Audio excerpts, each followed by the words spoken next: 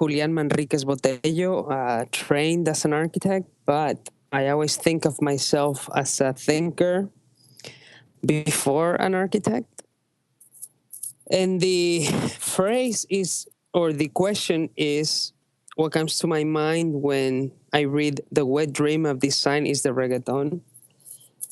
First, I think I have to break this phrase into components and talk about them and then sort of reassemble it back together to sort of make a statement, I hope.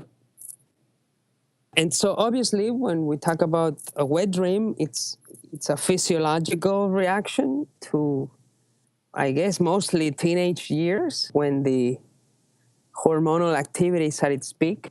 And so how that relates to reggaeton, well, I can only imagine how teenage boys would just love the reggaeton because I guess it sort of makes those dreams sort of more readily accessible because it is so, there's full contact, if you will.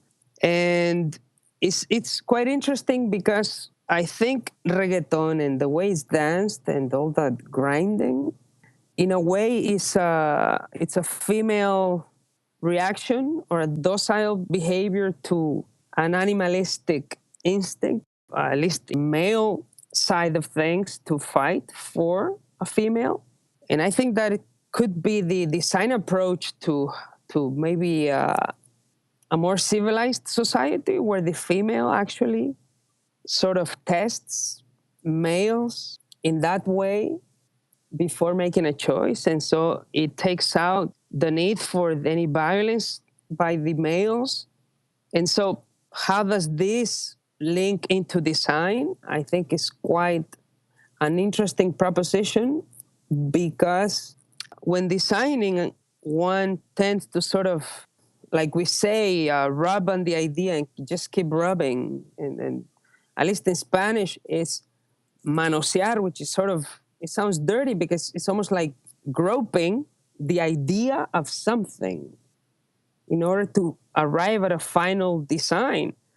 So it seems to me that that kind of notion it's linked here, that through design, through the act of just keep going back and forth between how you think and how you work things through in terms of a design problem.